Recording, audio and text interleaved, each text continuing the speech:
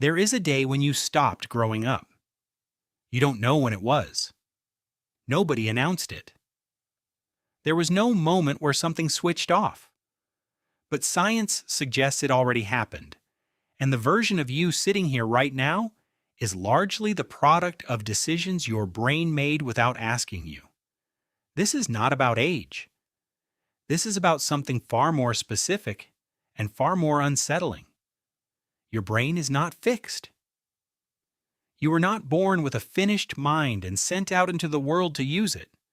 From the first moment you opened your eyes, your brain was doing something extraordinary. It was rewriting itself based on everything it encountered. Every face, every sound, every repeated experience left a physical trace. Neurons that fired together, wired together. The structure of your mind was being sculpted by your life in real time. Scientists call this neuroplasticity. And for most of your early life, it operated at a speed and scale that is almost impossible to describe.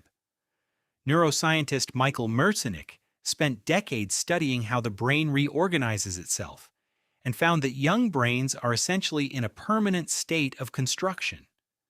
Every skill you picked up, every language you absorbed, every habit you developed left behind a new, physical architecture inside your skull.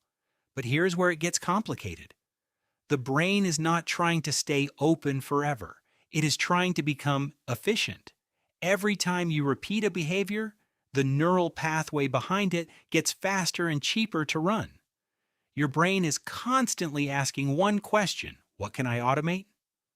Because automation is survival. The less your brain has to consciously process, the more energy it has for genuinely new problems. This is where habits are born. Not in your willpower, not in your discipline. In your brain's relentless drive to reduce cost.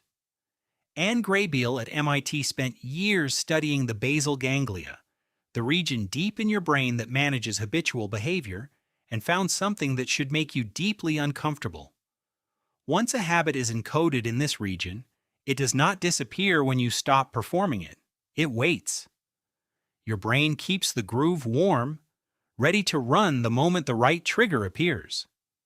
The habit does not go away, it just goes quiet. What this means is that your personality, the version of yourself you think of as you, is partly an archive of things your brain decided to automate years ago.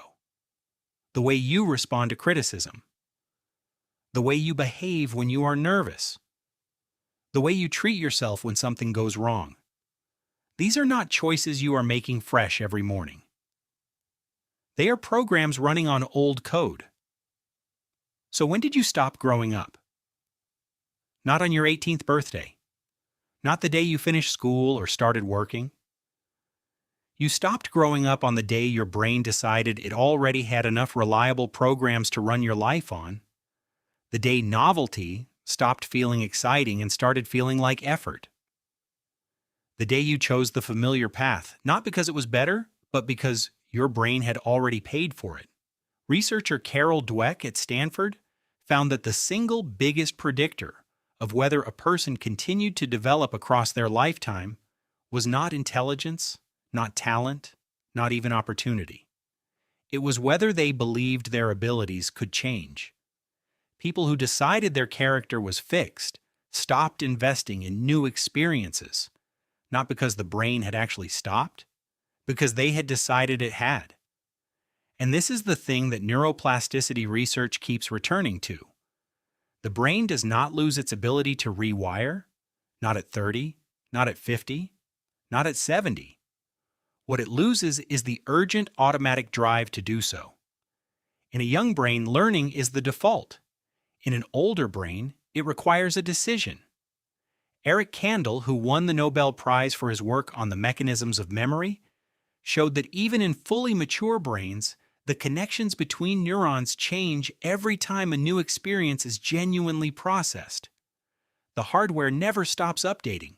What changes is whether you give it anything worth updating for. And the thing that decides is attention. When you pay genuine, focused attention to something new, your brain releases a chemical called acetylcholine that signals to the surrounding neurons. pay close attention, this might matter. The brain marks the experience as worth encoding. A connection forms. Something changes. But when you move through your days on autopilot, running the same programs, thinking the same thoughts, the signal never fires. The day passes and leaves no trace. Most people are not living their lives. They are running them. Learning is the only behavior that forces neuroplasticity to stay active past its natural peak. Not passive watching, not scrolling. Learning, in the sense researchers mean, effortful, slightly uncomfortable engagement with something genuinely beyond your current ability. The kind of learning that feels like resistance, the kind your brain pushes back against because it would rather run the existing program. That resistance is not a sign you are too old. It is a sign you are standing at the exact edge where growth still happens. There is a specific day when you stopped growing up. For most people, it has already passed.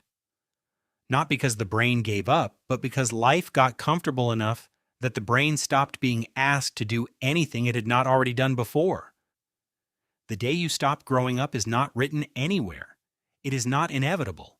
It is a choice your brain makes quietly, one automated morning at a time. The only question worth asking is whether today is one of those mornings.